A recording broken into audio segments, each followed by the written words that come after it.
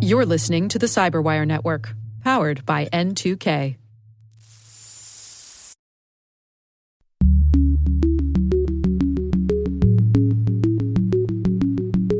So we find ourselves in a market that is having a lot of demand. We have seen a lot of customer growth and companies that are just finding having cyber insurance, either one, extremely useful for them because of the protection and coverage that they get, but also because of all the tooling that we provide when it comes to the policy.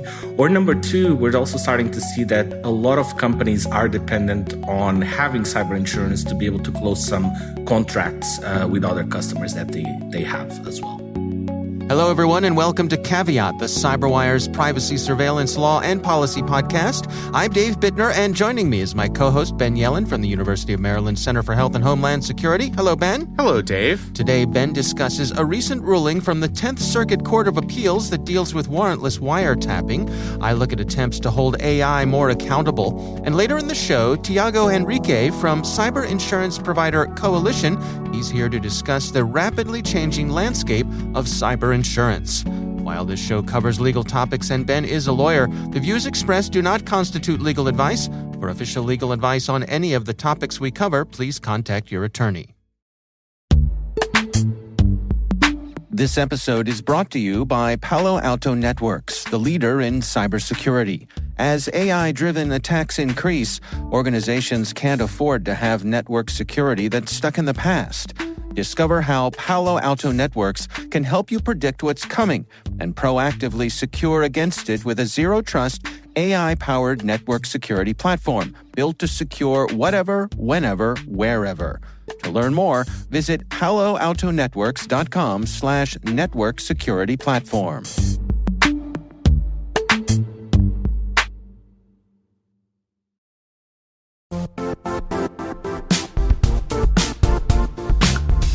Now, a word from our sponsor, the Johns Hopkins University Information Security Institute, currently seeking qualified applicants for its innovative Master of Science in Security Informatics degree program.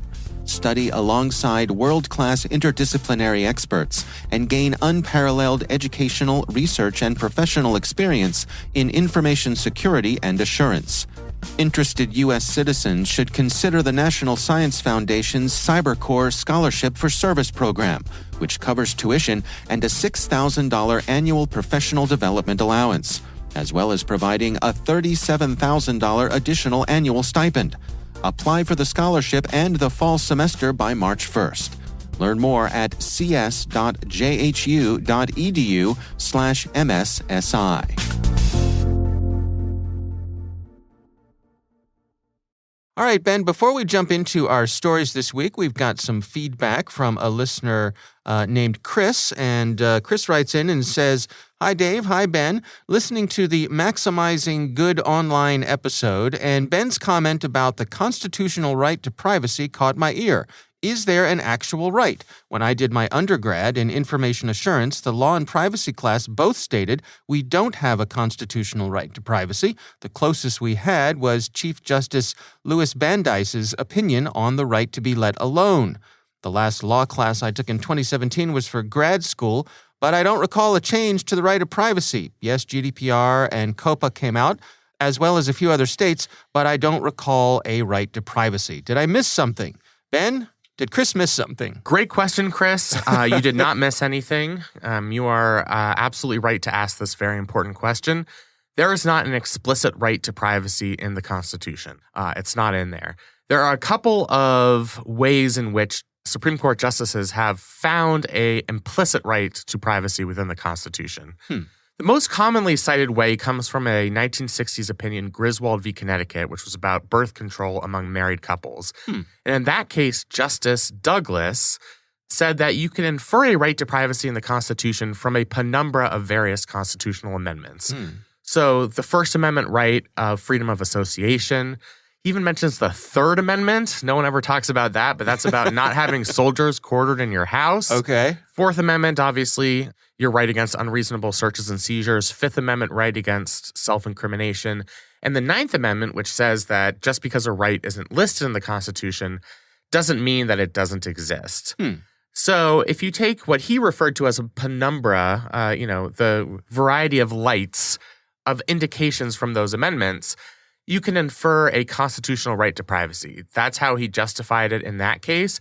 And that case was the precedent case for Roe v. Wade, where the court said that because of that right to privacy, people have a right to an abortion, at least during the first trimester, pre-viability. The other way in which the Supreme Court has recognized a right to privacy is something called substantive due process. So the 14th Amendment says the state can't take away your liberty without due process of law. Most scholars think that that due process clause was more about procedural protections. You can't put somebody in prison without giving them a fair trial. But some justices have interpreted that as granting substantive rights. So as part of due process, you can't deprive people of liberty if you are depriving them of something that's so fundamental to our system, of ordered liberty. And some justices have imputed the right to privacy as one of those core liberties that can't be taken away by the state. There are a lot of scholars, both on the right and the left, who are very critical of this notion of substantive due process. Justice Thomas on the court, his reason for waking up in the morning is to attack substantive due process. He hates it. Okay. So I realize it's a very long answer to the question. The Supreme Court has recognized that there is not an explicit right of privacy in the Constitution, but they've recognized an implicit right to privacy that you can deduct from other constitutional provisions. And that's where it lies today. Okay. So as we record this, what's going on with the Supreme Court and Roe v. Wade is not having it explicitly laid out in the Constitution. Does that potentially put it in peril? Does that mean it's at the whims of the current set of Supreme Court justices? Absolutely. Yeah. It is well within their purview to define the right of privacy as they think it should be defined, or to have it not exist in the Constitution at all.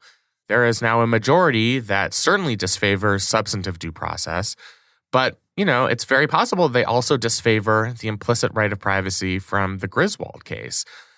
I think Supreme Court justices would be very reluctant to overturn Griswold, which gives people the right to purchase birth control. I don't see that happening in the short term. But, I think what critics of the court's current thinking on abortion rights, and I think most legal scholars think that they're going to significantly curtail abortion rights next year. The thinking is that that's going to start a slippery slope. If the right of privacy isn't protected in that case, that same logic could apply to other cases that don't have to do with abortion and can cut against this Griswold precedent. So to answer your question, absolutely, the right is in jeopardy due to the majority on the Supreme Court right now. All right. Well, to our listener, Chris, thank you for sending in that thoughtful question. We would love to hear from you. If you have a question for us, and by us, I mean mostly Ben, you can send it to caveat@thecyberwire.com. All right, Ben, let's jump into our stories here. Why don't you kick things off for us? Sure. So this message comes from a Dave Bittner in my Twitter DMs. Alerted me to this case. Also saw it in the news. Sounds like a handsome guy. He's a wonderful, handsome fellow. And he alerted me to an ACLU article about a recent 10th Circuit opinion, the United States v. Mutteroff. And this has to do with foreign intelligence surveillance, a topic near and dear to my heart. So prior to this case, two other circuits had examined Section 702 of the FISA Amendments Act. That section allows the government to compel internet service providers or companies that control the internet backbone to turn over the electronic communications of non-U.S. persons reasonably believed to be outside of the United States. But one thing that happens under that program is what's called incidental collection. So if you, a U.S. person, U.S. citizen, somebody who's here legally, is talking to a terrorist target overseas and that information happens to be collected, the government doesn't need to secure a warrant in order to obtain that communication and could therefore, charge you criminally if they find something incriminating. Two courts, the Second Circuit Court of Appeals and the Ninth Circuit Court of Appeals, in separate cases have held that Section 702 does not violate the Fourth Amendment as it relates to incidental collection. So in both of those cases, you had people who were charged with crimes. The evidence that led to them being charged came from incidental collection under Section 702. They were talking to the wrong bad guys, and their communications were being monitored. And in both cases, those courts held that a person doesn't have a reasonable expectation of privacy in those communications, largely because of what's called the incidental overhear doctrine. And this comes from a long line of cases where if law enforcement is trying to surveil a suspected criminal and that criminal is conversing with somebody else and that other person incriminates themselves, that's fair game for a future criminal proceeding, if that makes sense. Now, in this case where we're talking about international surveillance, let's say I'm the person who's communicating with the overseas person of interest. Right? Is the information that the feds are gathering, is that only from my conversations with that person? Or is it that the fact that I've communicated with that person at all, does that now make me a person of interest? It's both. Okay. So they can listen and read the content of those communications, but certainly just the fact that you were talking to that target could be suspicious. And what they do is then they go secure a traditional FISA warrant, which you can get for U.S. persons, that allows the government to surveil the communications of a U.S. person. I see. So it no longer has to be incidental. In this case, this guy, Munarov, was communicating with an overseas terrorist target, somebody who was part of an organization that our State Department has determined is a terrorist organization, the Islamic Jihad Union. They caught him talking to somebody involved with that conversation. They got a traditional FISA warrant, realized he was providing material support to terrorist groups. He was charged. Munarov says that he should have a reasonable expectation of privacy in this information. He challenges Section 702 as it applies in his case, but also what's called a facial challenge, meaning he thinks that this law is per se unconstitutional because it allows for the warrantless collection of U.S. persons' communications. What the court decided here is that Section 702 is constitutional for a couple of reasons. First, they mention, like those other courts, the incidental overhear doctrine. If the government has a legal reason to be surveilling somebody overseas, as they do here, Section 702 allows them to surveil overseas targets, and they happen to pick up a U.S. person, that counts as incidental overhear. Generally, you don't have an expectation of privacy when you're talking to somebody else. You have to accept the risk that the government could be listening in on that person's conversations. They also brought up a really interesting point, saying that this invokes what's called the plain view doctrine. So let's say the cops suspect you of dealing drugs in your house. They get a warrant to search your house. Right. When they're searching your house, they happen to find illegal firearms. Even though they weren't looking for those illegal firearms, if those firearms were within plain view, that's fair game under the Fourth Amendment. They don't need to obtain a separate warrant. What the court is saying here is this is sort of like a plain view search. The government had a legal reason to be surveilling this overseas target, and what presented itself in plain view was this U.S. person communicating with the overseas target. And so that information can be collected. I think that's a kind of a stretch, in my opinion. I would have just stuck to the incidental overhear doctrine, but it is certainly an interesting argument. So the ACLU and others take issue with this. Absolutely. What are their concerns? So there are a couple significant concerns. One is after these communications are collected, they do go into a database. This database is searchable. If you are searching it for non-criminal purposes, then a warrant is not required. So there could be warrantless searches of this database, of these communications that have been collected. They're also concerned that this is a backdoor search method. Even though the law explicitly says you can't target an overseas person in order to collect the communications of a U.S. person, the ACLU and other groups are suspicious that the government is using Section 702 as an end around. Let's say you have a hunch that a U.S. person is communicating with terrorists, but you don't have any proof. Go overseas, try and find a terrorist that they're communicating with, listen to that person's communications, and then you might be able to intercept the U.S. person's communications. So that's certainly the nature of their concern. And then, generally, once you allow programs like this, they see it as a slippery slope where we're just accepting this vast electronic surveillance state for national security purposes. Generally, in order for a search to be reasonable, courts do a reasonableness analysis where they weigh the government's interest against the private individual's interests. And previous case law has said that, countering terrorism is the utmost interest that the government has. If you picture a scale, you're putting a giant bag of pennies on that security side. Right. On the other side is the individual's interest here. And what these court cases seem to indicate is that the individual interests here aren't that particularly strong because they are talking with terrorists and because, Section 702 has a bunch of procedural protections. The program itself and the so-called minimization procedures have to be approved every year by the FISA court. I think groups like the ACLU and others see that as very unsatisfactory. The fact that you can kind of invoke national security and then have this advantage in a reasonableness inquiry in our court system. So I think that's deeply concerning to them. What's your take?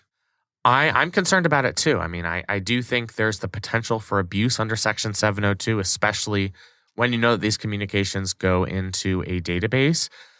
In terms of the legal analysis, I mean, I agree that incidental overhear applies here. If you're going to apply incidental overhear when you're trying to surveil a mob boss and that mob guy talks to some underling, they didn't realize that guy was actually part of the mafia, and you don't need a separate search warrant to get evidence on that new guy. I think that makes sense, and I think that makes sense in this context. But I can also understand why people are concerned that this could be a method for backdoor searches and an end around on Fourth Amendment protections. The other, concern here, just from a practical level, is we now have 3 separate circuits who have upheld the constitutionality of Section 702. There has been no circuit split. So if you're the Supreme Court, you're looking at what's happening, at the circuit level and saying, well, it doesn't really seem that there's any real dispute here. All these lower judges, seem to agree that Section 702, as applied, is constitutional. So, what interest would it be for us to take it up? Right. So I think that means that the Supreme Court probably doesn't have interest in adjudicating Section 702. And, this program is going to be upheld for the foreseeable future as constitutional. All right. Well, interesting for sure. We'll have a link to stories on that in the show notes. My story this week comes from Ars Technica. This is written by Kari Johnson over at wired.com. And it's titled, "The Movement to Hold AI Accountable Gains More Steam."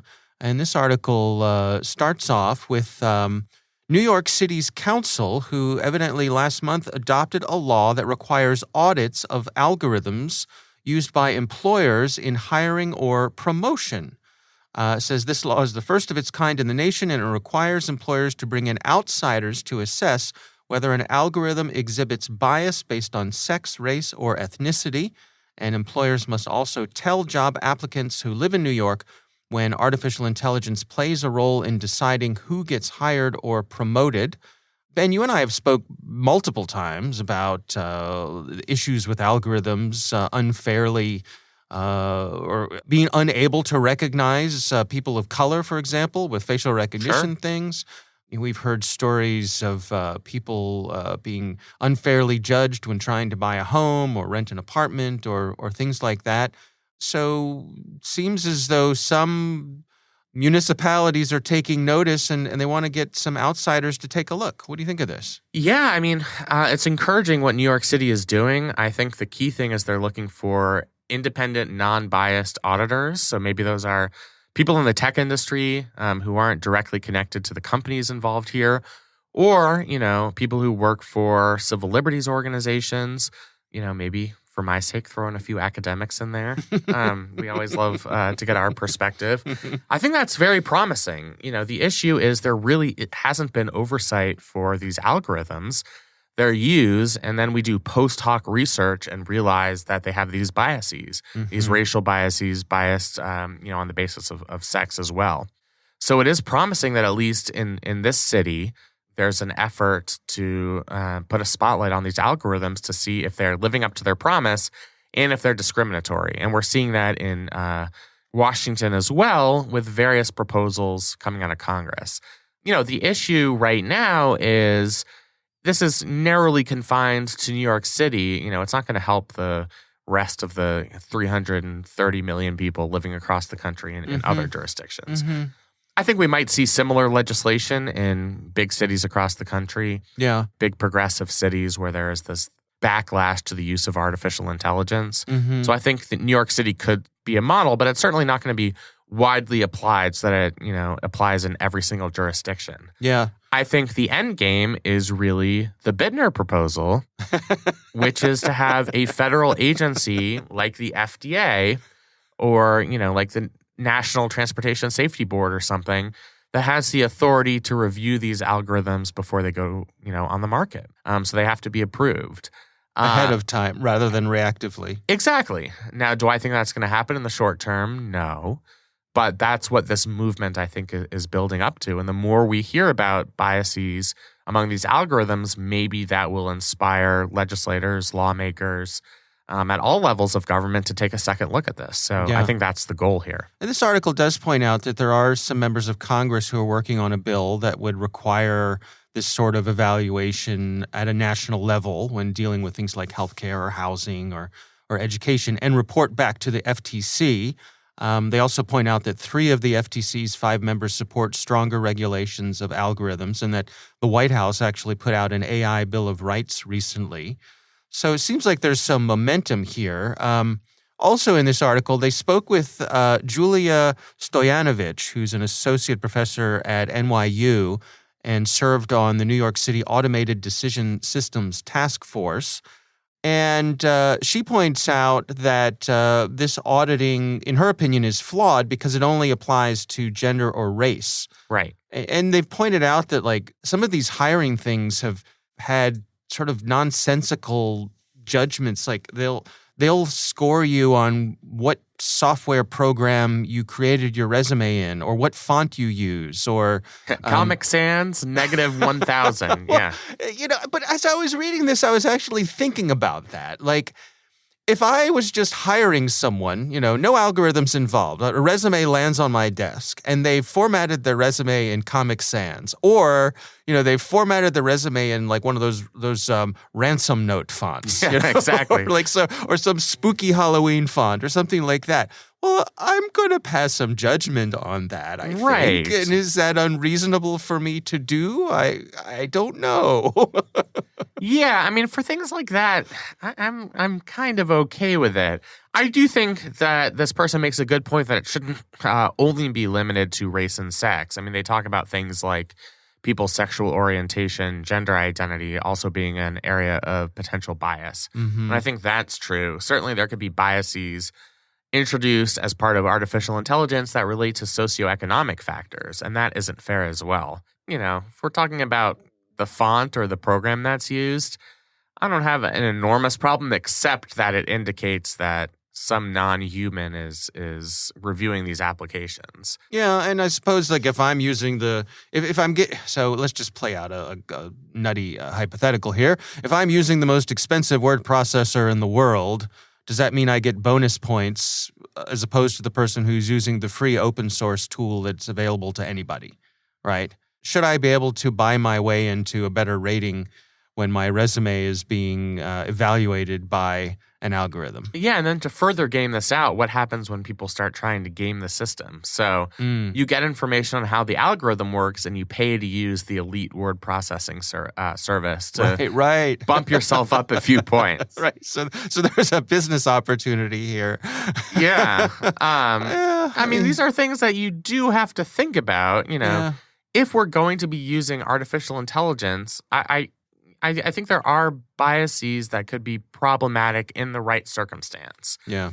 On first glance, I'm fine having a robot judge that Comic Sans sucks rather than the actual, hiring person in HR. Yeah. But in the abstract. Yeah. I suppose there's no downside to having someone from the outside have a look at this. I mean, people are always. I mean, it does introduce friction and it can slow things down and it adds cost, and all those things are legitimate concerns. But it seems to me like it's such early days with algorithms still that having an outside look on this sort of thing is probably a good thing. I will point out also that another thing that caught my eye in this article, they're talking about a forthcoming report by a private nonprofit who call themselves the Algorithmic Justice League. Oh, that is brilliant. We got to get somebody on the show from the Algorithmic Justice League. I know. And then I can't wait to see the movie when it comes out. Right. The movie. Yeah, exactly. But evidently, I mean, they are players in this space. They had a influential audit back in 2018 that found that facial recognition algorithms work best on white men and worst on women with dark skin. So shocker. There you go. There you go. So cool name. But it sounds like they are actually doing some pretty important work there. Absolutely. So we'll have to ask our producer Jen to see if we can get someone from the AJL on the show, find out more about what they're doing. All right, that is my story this week. Of course, we will have a link to that in the show notes as well.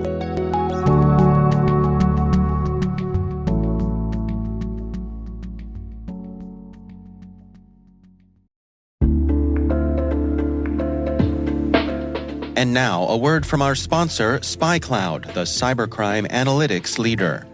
SpyCloud disrupts cybercrime by telling you what criminals know about your business and your customers, so you can take action to prevent ransomware, session hijacking, account takeover, and online fraud. SpyCloud constantly recaptures and analyzes new data from the criminal underground, including credentials, session cookies, and PII siphoned from malware-infected devices. With knowledge of the specific exposed data criminals have in hand from InfoStealer malware on managed and unmanaged devices, security teams can respond with a more efficient and effective process called post-infection remediation that fits seamlessly into existing incident response frameworks.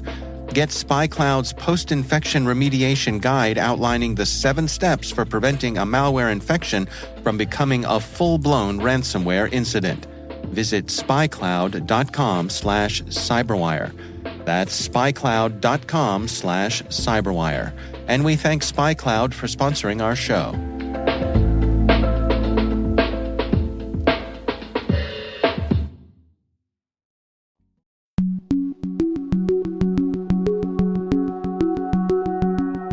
I recently had the pleasure of speaking with Tiago Henriques.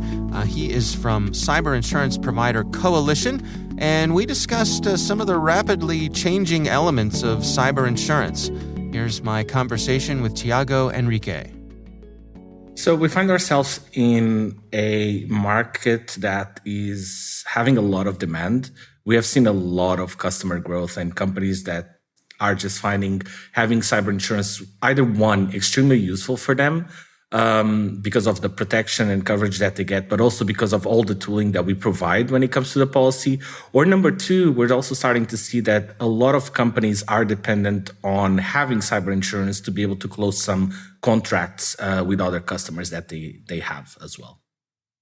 Yeah, it seems to me, and correct me if I'm wrong here, that there's really been a bit of recalibration over the past year or so. A lot of the insurance providers have a better idea of exactly what they're signing up for, and so rates and coverages have shifted quite a bit over the past year or so. Is that accurate?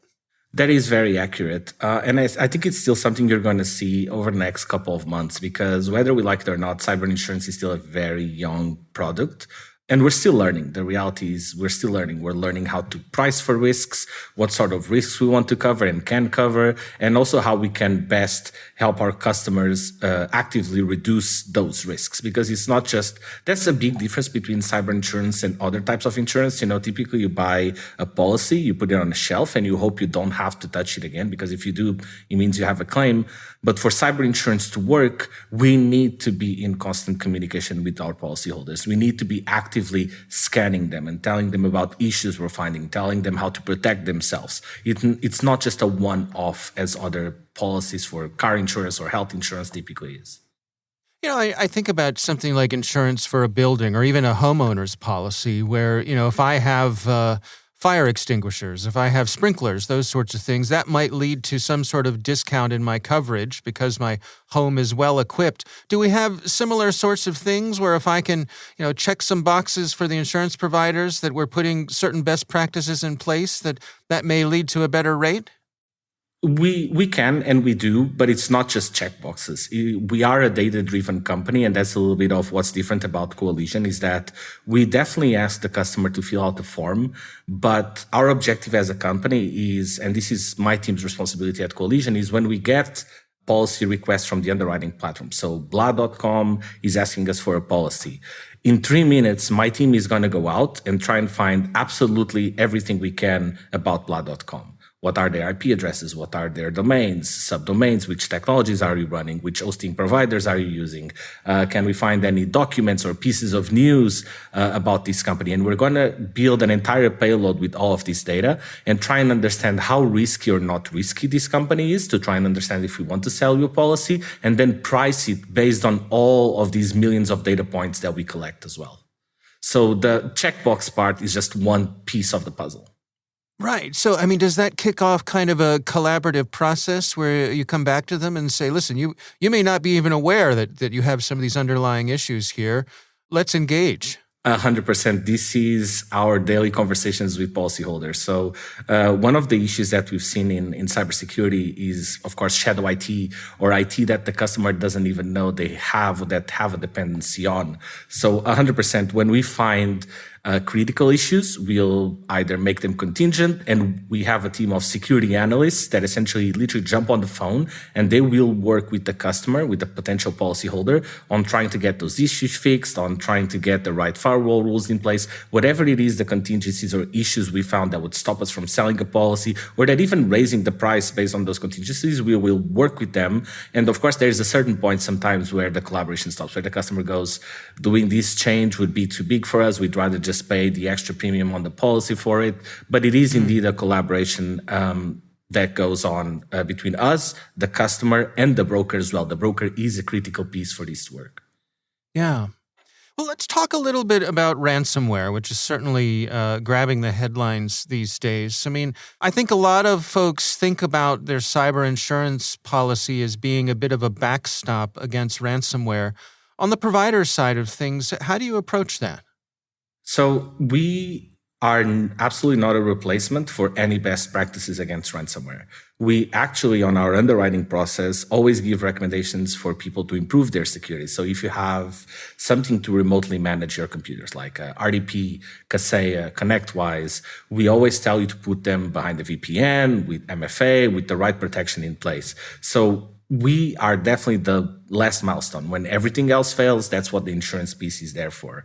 Specifically around ransomware, we've seen a decline on frequency and the amount of payments we've had to do with ransomware, especially around the way we're approaching insurance, where we're trying to underwrite using data. So we're writing safer businesses, and the businesses that we're not writing, we're still helping them to go to a safer place than they were before they contacted us. So we've seen a decrease in severity and frequency as well. In generally, we as an insurance provider, we don't like to pay for ransomware. We always, of course, in the end, it's a policyholder decision. And this is actually something I think, many in the InfoSec industry don't understand, is that it is not the insurer's decision. We are there to pay if the policyholder decides that they want to pay, but we can merely advise. And we always advise on having really good backup practices. Let's make sure that we can do that restoration. Let's make sure that, we can get you back up and running without paying the ransomware. But in the final decision comes down to the policyholder and their counsel. If they decide to pay, we have to pay. But for us, as an insurance company, we always prefer not to pay. Are there things that people often overlook when they're putting together an insurance policy or when you're starting that process? Are there parts of it that people don't always consider? We've seen a couple. One, remote management software, what sort of software they're using to do remote management of their laptops, their machines. We saw an increase in remote management software exposures when COVID started. So that's definitely one of the factors. The other one would be backups. We've seen a couple of situations where policyholders will attest that they have backups, even offline backups, but they haven't tested restoration. And then when that ransomware hits and they're going to try and restore, the backups are corrupt or something happened and the backups aren't actually working. So those would be the two most common factors we've seen as failures, air quotes, that people, have a misstep sometimes. Yeah. I know that your boss, Coalition CEO, recently had a meeting at the White House with President Biden. Can you give us a little insight into that? What sort of policy things were discussed there? Ransomware was the big topic. The government wants to understand how we can help stop ransomware. And, we believe that it has to be a collaboration between public and private sector. And we're certainly doing our part to try and help as much as possible. One of the things that we're trying to do is because we make money selling insurance, it means all the technology that we can build as a technology company, we can give away for free. And we're going to continue to give away for free. We, as I mentioned to you before, one of the problems we see constantly is customers not knowing which assets they have exposed. Same thing applies to their vendors. You'll work with an MSP or an IT vendor that has privileged access to your computers. We look at your company is secure, but in reality, your IT vendor is not, and you don't know about that. IT vendor gets hacked and hackers then pivot into your machines. So what we're trying to do to stop that is essentially we are giving away our attack surface monitoring tool, and that's just one of many tools we'll be making available for free to any organization. They don't even need to be a policyholder. And it was a commitment we made at the White House that we are going to build security tools and give them away for free for every organization to protect themselves. Specifically, this attack surface monitoring tool is available for free on control.coalitioninc.com, and any organization can use it. I can see organizations being a little reticent to have someone like you take a look, behind the curtain, right? But at the same time, it strikes me that as much as they may be hesitant about that, on a certain level, that's an opportunity as well, because you have sort of an independent third party coming in to take a second look at things. And I would imagine for most organizations, that can be a bit of an eye-opener. For sure. And the other parties, for free. Like, this is actually something that people don't take into account, and it's quite important. We would do this for free. We help customers for free because lots of organizations, especially in our SME revenue band, don't even have an IT team, don't have a security budget. So that we're able to offer these services, including calls with our security analysts for free to help them step up their security, is really, really important. And one of the things I always advise our customers is don't lie on your insurance policy. Don't tell us that you have some security control in place that you don't, because one, when a claim happens, we're going to find out about it because we'll do a forensic investigation and we'll see it. And number two, we're not here to fight you. We're here to literally help you level up. It benefits you. It benefits us. So, yeah. Yeah, it's interesting that I think that collaborative approach is innovative. And I can't help thinking that, this is the future of how this space is going to have to function. 100%. Again, everything that we're trying to do, it's not going to work if it's not a collaboration between us, the customers, and the broker. All three parties are extremely important in making this work. Be it because, we scan all of our policyholders multiple times per month. So when a new vulnerability comes out, we send you a notification of it. When you're the customer, you need to make sure that you read that notification and you address the issues we found on the notification. If the person that was responsible for security leaves the company, the broker needs to make sure he's aware of it and updates our records so that we can contact the new person. So everyone plays a part in this triangle, essentially, of trying to solve cyber risk.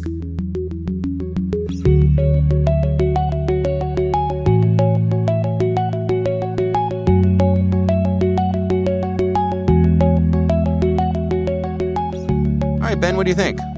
That was really interesting. I mean, it's still such a new field that there really is space for emerging organizations to offer novel advice on cyber insurance, just because I think we're not quite sure how to price it yet. And we're still, in the early stage of other contractors, businesses looking at an organization to see whether they have cyber insurance.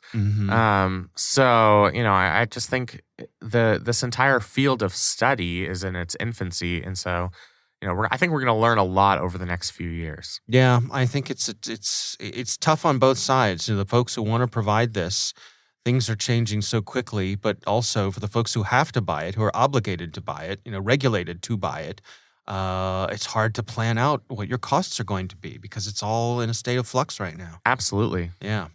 All right. Well, again, our thanks to Tiago Henriques from Coalition for joining us. We do appreciate him taking the time.